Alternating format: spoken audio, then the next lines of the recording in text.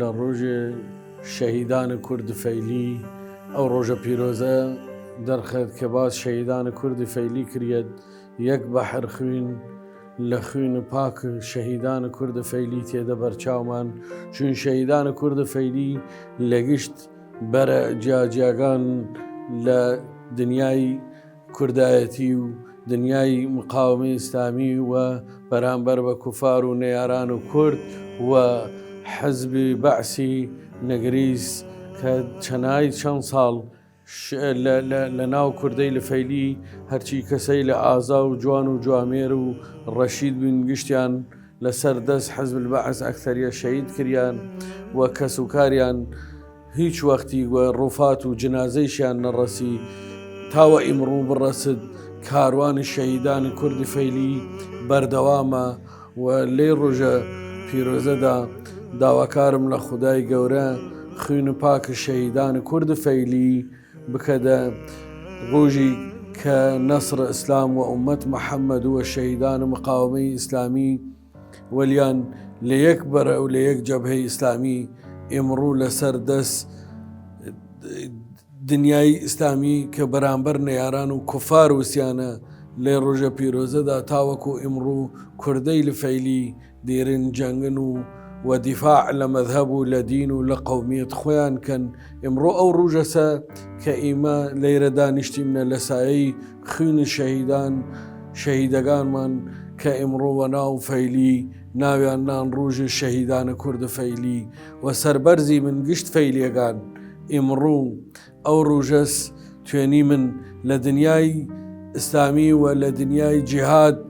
سەربەرزانە بوویسێ من و بێرانە قسە بکەین من جوامێرانە و ڕەشیدانە بایم لە مەیدان چوین لە سایەی خوێنی ڕۆڵەکانی کوردەی لە فەیلی کەم نەهاوردی من لە مەیدان هەلەیرەوە لە کەناڵە ئەشراقیشم هەزار ڕەحمەت لە ئەڕواح شوهەدای کوردە فەیلی و شوهەدای ئیسلام و شوهەدای مقاومەی ئیسلامی و شەهید سەربەرز شەهید ڕەهبەر سەید عەلی خامەنەیی لە ئاخر کاروانی کە ئیمڕۆژ لە ناو عێراق کوڕەی لە فەیلی پشتووە پشت جمهوری ئیسلامی دیرن شەڕکەن و جیهاد قەراردانە خوێنی خۆیان بەخشکەن لە پێناو دین و مەذهەبیان لەی ڕێگە موبارەکە.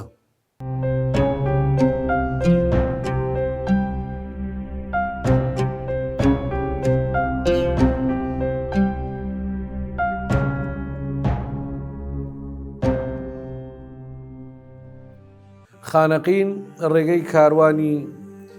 و دەرهاتنی کوردەی لە فەیلی وەرە و شاخەکانی کوردستان و ئەوەیشی دەست نەگریا سەریا کە لەلایەن سەدام حوسێن و ناویان نا موسەفرین کە دەریان کرد لەی وڵاتە و عەوائلەکانیان وە شەوە ڕۆژێک بیچارە کرد و وە کوڕە جوانەکان گەشت برد لە لای خۆی و ئیدام و لە ناو بردن و مەفقودی گشتدا لە قەڵەم دەیان هەزار شەهیدی کوردی فەیلی ئیمڕۆ نادیار و کەس نێزانێت ڕووفاتیان لە چ شوونی و لە چ شاری و لە چ مەکانی کەفتیەوە ئەهلیان تا ئیسەوە ئاه و ناڵە و چەوەڕیانە بیشتریان دایک و باویان سەرنانە و ئەو ڕۆژە تەمەن ناکردن کە جنازەی کوڕەکانیان بدوێنن نەدین و لەی کاروانێکی ناحەق کاروانێکی خراو لەلایەن حەزبی بەعس خەریار ڕێگەمان ئەوە بی کە ئیمڕۆ لە سایەی خوێنە ئەوان ئەلحەمدوللا حەزب بەعس هەڵکەنیا و هیچ شێوەیەک ڕووی نەیرد و ڕیگەیش نەیرد لەی وڵاتە شوون پای بوودە و ئەوەی وە ناو بەعسی و بەعث بوود نێتوێنێت بە هیچ شکلی سەر هەڵبگرێت چوین ئیمڕۆ ئەو ڕۆژەسە کە فەیلیەکان دووبارە دەبەرامبەر جاران هاتنە مەیدان و چینە پایتەختە عێراق لە بەغداد کە ئیسەیش ئەو گەڕەکەی لەکە بە قووەتن لە ناو بەغداد گشتیوە دەسەڵات کوڕەی لە فەیلیە لە تەخت نیشتنە لە ناو عێراق.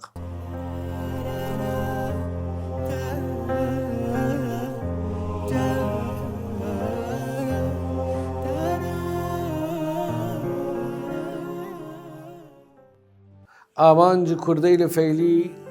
سەرکەفتن دوو ئامانجی سەرەکیە. کوردی فەیلی دوو جار مەزلومن. ڕێگای مەزلومیەت لەلایەن کوردی فەیلی بەرامبەر بە خەڵکانی تر دوو جارە، یەک جار لە ڕێگەی مەذهب، یەک جار لە ڕێگەی قەومیەت. سەنگەری کوردی فەیلی سەنگەری گیفراوانە، هەر لە کوردستان دەستکە دەپی تا سەنگەرە نەجەفمان سەنگەرە ئەمیرەلموئمنینە، گشت و عەقیدەی کامل و وەپاکی، چ لە ڕێی مەذهب چ لە ڕێی ئیمانی و کوردایەتێگەی خۆیە. لە هەر سەنگەر و لە هەر بەرەی مەزلومیەت لەتی بود کوردی فەیلی ئەوەڵەی لە مەزلومن کە خۆیان دیرن بەختکەن و لە پێناو عەقیدە و ئیمان و نەتەوەی خۆیان هەمیشە پشکی شێر بەش کوردەی لە فەیلی کەفتیە لە شوهەدا.